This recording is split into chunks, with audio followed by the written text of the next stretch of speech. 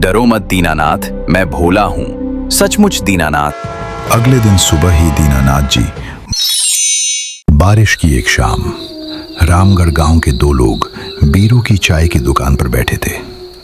उनके चेहरे देखकर यह समझने में कोई कठिनाई नहीं हो रही थी कि उनका मन उदास है।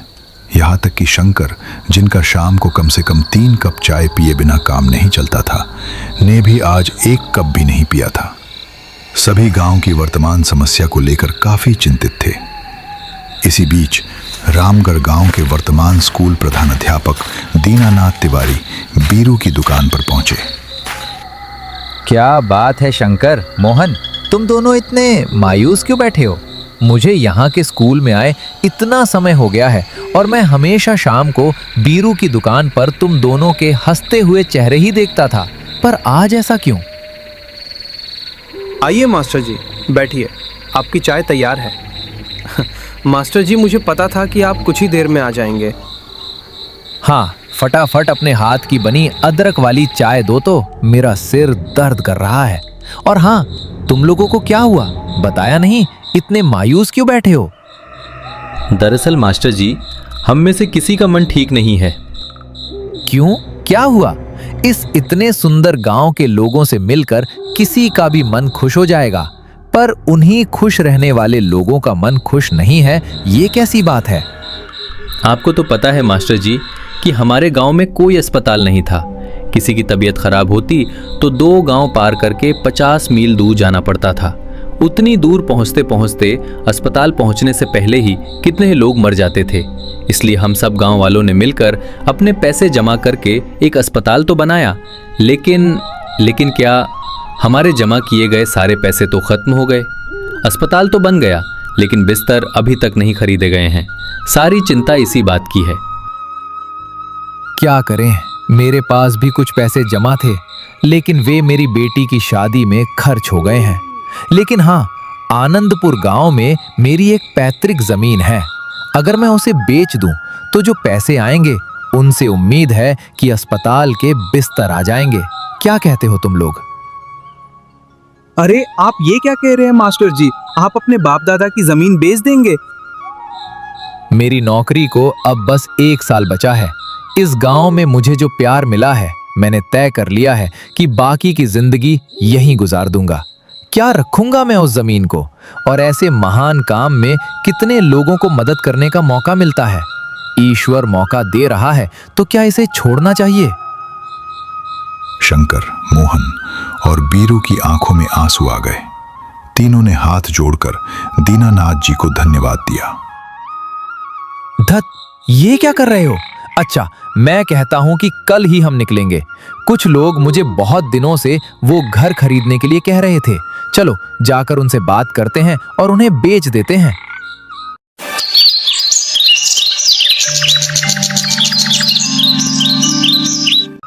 अगले दिन सुबह ही दीनानाथ जी, मोहन और शंकर तीनों आनंदपुर गांव की ओर निकल पड़े।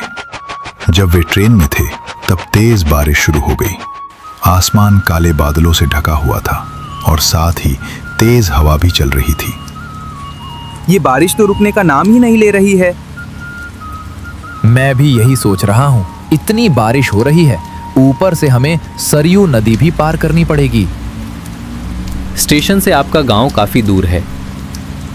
स्टेशन से बैल गाड़ी से नदी के घाट तक जाना पड़ता है, फिर वहां से नाव से नदी पार करके मेरा गांव आता है।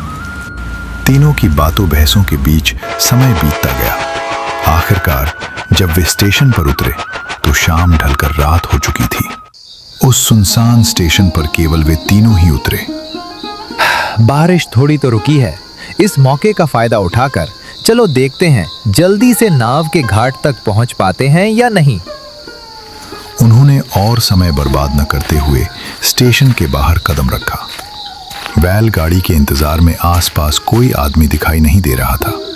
बारिश होने के कारण रात का अंधेरा बाकी दिनों से थोड़ा ज्यादा घना और काला था। चारों तरफ एक रहस्यमय माहौल बना हुआ था। वे स्टेशन से सटे एक बरगद के पेड़ के नीचे आकर खड़े हो गए।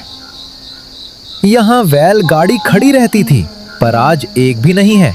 और बारिश की रात में कौन ही किसी का इंतजार करेगा? आखिरी ट्रेन से इस बारिश की रात में गांव में कोई आ सकता है, इसकी उम्मीद किसी ने नहीं की होगी। तो अब क्या करें? चलो पैदल ही चलते हैं, और कोई उपाय नहीं दिख रहा। पर आसमान ठीक नहीं लग रहा है। कैसा घुटन भरा माहौल है, जैसे जोरदार तूफान आने से पहले होता है। तीनों अंधेरे में आगे बढ़ने लगे।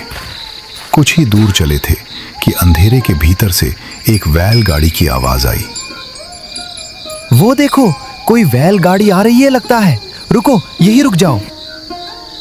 कच्चे रास्ते की रोशनी अंधेरे को चीरती हुई वो वैन कुछ ही पलों में उन तीनों के सामने आकर खड़ी हो गई। बैलगाड़ी में बैठे आदमी को दीनानाथ तिवारी ने रोशनी अंधेरे के बीच पहचान लिया। अरे भोला दा, कितने दिनों बाद आपसे मुलाकात हुई। अरे दीनानाथ, कैसे हो? क्या घर जा रहे हो? हाँ भोला दा, मैं ठीक हूँ। भोला दा, ये दोनों शंकर और मोहन उस गांव के निवासी हैं जहां मैं अब स्कूल टीचर हूँ। हम सब मिलकर मेरे ही घर जा रहे हैं। भोला दा, अगर आप हमें नाव के घाट तक पहुंचा दें तो हमें रात की आखिरी नाव मिल जाएगी। इस बारिश की रात में अब नाव कहाँ मिलेगी? अच्छा चलो बैठ जाओ। शंकर, मोहन, जल्दी से बैठ जाओ, यही आखिरी मौका है। अब भोला दा की बैलगाड़ी छोड़ी तो सारी रात यहीं खड़े खड़े बारिश में भीगना पड़ेगा। चलो चलो। इसके बाद तीनों ने समय बर्बाद न करते हुए भोला की बैलगाड़ी में बैठ गए। अंधेरे के बीच वैन चलने लगी। कुछ देर बैठे रहने के बाद दीनानाथ तिवारी ने भोला से पूछा, भोला दा, आपकी इतनी उम्र हो गई है, अभी भी बैलगाड़ी चला रहे हैं? तकलीफ तो होती होगी। नहीं, अब तकलीफ नहीं होती। पहले होती थी, अब नहीं होती है। पहले होती थी, अब नहीं होती, इसका क्या मतलब है? ओह कुछ नहीं, तुम तो बहुत दिनों बाद आनंदपुर आए हो। मुझे लगता है तुम हमें भूल ही गए हो। नहीं भोला दा, मैं आप लोगों को कैसे भूल सकता हूँ। दरअसल जहाँ मैं अब काम के लिए रहता हूँ वहाँ से अक्सर आना नहीं हो पाता। आज भी एक जरूरी काम से आया हूँ। गांव में मेरे बाप दादा की जो जमीन है उसे बेचने आया हूँ। क्या? उसे बेच दोगे? क्यों? कोई मुसीबत आ गई है क्या? हाँ, एक तरह से मुसीबत ही कह सकते हो। मैं जिस गांव में अब रहता हूँ वहाँ के सब लोगों ने मिलकर अपने पैसे जमा करके एक अस्पताल तो बना लिया है, पर अस्पताल के बिस्तर खरीदने के लिए पैसे नहीं जुटा पा रहे हैं। इसलिए मैंने सोचा कि मेरी जमीन बेचकर वो पैसा उनकी मदद के लिए दे दूं। वैसे भी वो कितने सालों से खाली पड़ी है। वाह, बहुत अच्छे दीनानाथ, सच में तुम आनंदपुर गांव का गर्व हो। क्या कह रहे हो भोला दा? ये शंकर और मोहन भी कम नहीं है। बात करते करते भोला वैन लेकर नदी के घाट पर आ पहुंचा। नदी की ओर देखकर तीनों ने पाया कि नदी का पानी उफान पर था। साल के ज्यादातर समय शांत रहने वाली सरयू नदी का रूप आज बिल्कुल अलग था। घाट पर कुछ नावें बंधी थीं, पर किसी नाविक का पता नहीं था। जैसा मैंने सोचा था ठीक वैसा ही हुआ। एक भी नाविक दिखाई नहीं दे रहा। एक तो इतनी रात हो गई है, ऊपर से बारिश भी हुई है। वे इस मौके पर इतना बड़ा खतरा क्यों मोल लेंगे? लगता है आज रात बाहर बारिश में ही गुजारनी पड़ेगी। तो अब क्या होगा? आसमान की हालत देखी है मास्टर जी, लगता है अभी फिर से बारिश आएगी। आसमान में काले बादल धीरे धीरे अपनी जगह बना रहे थे। नदी की तरफ से धीमी ठंडी हवा आ रही थी। भोला अभी भी अपनी बैलगाड़ी लिए वहीं खड़ा था। कुछ देर तीनों की बातें सुनकर वो बोला, अगर तुम लोग बुरा न मानो तो एक बात कहूं, शायद कुछ ही देर में जोरदार बारिश शुरू हो जाएगी और अब तो घाट पर कोई नाविक भी नहीं है कि नाव से जाकर तुम अपने घर लौट सको। इसलिए एक काम करो, वो देखो सामने ही मेरा घर है, तुम सब चलो, आज की रात वहीं गुजार लो। हाँ, ठीक कह रहे हो। नदी पार करने के लिए कितनी बार तुम्हारी बैलगाड़ी से स्टेशन गया हूं, तुम्हें घर से बुलाकर। क्या कहते हो शंकर मोहन, और कोई उपाय तो नहीं है? आज की रात भोला दा के घर में ही शरण लेते हैं।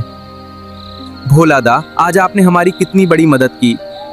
मोहन ठीक कह रहा है, चलो हम भोला दा के घर चलते हैं।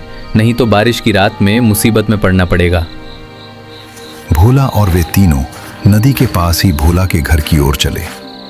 दरवाजा खोलकर अंदर घुसते ही एक अजीब सी गंध उनकी नाक से टकराई, जैसे बहुत दिनों बाद किसी ने यह कमरा खोला हो। भोला दा, घर के अंदर अजीब सी नमी की गंध है। फर्श भी कुछ चिपचिपा सा लग रहा है। दरअसल ये कमरा हमेशा लगभग बंद ही रहता है। मैं तो वैन लेकर बाहर ही रहता हूँ और शायद खिड़की से पानी घुसने की वजह से ऐसा हुआ होगा। घर में खाने के लिए कुछ नहीं है, इसलिए मैं तुम लोगों के लिए खाने का कोई इंतजाम नहीं कर पा रहा हूँ। आप उस बारे में कुछ मत सोचिए भोलादा। इस आंधी पानी की रात में हमें आपके घर में सिर छिपाने की जगह मिल गई, यही बहुत है। आप न होते तो इस बारिश में हम कहाँ रात गुजारते, कौन जाने। ओ, इसमें कोई बड़ी बात नहीं है। अच्छा, तो अब तुम लोग सो जाओ। और आप कहाँ रहेंगे? मैं बाहर सो जाऊंगा, कोई परेशानी नहीं होगी। क्यों, आप भी हमारे साथ ही सो जाइए। नहीं नहीं, मुझे कोई समस्या नहीं होगी।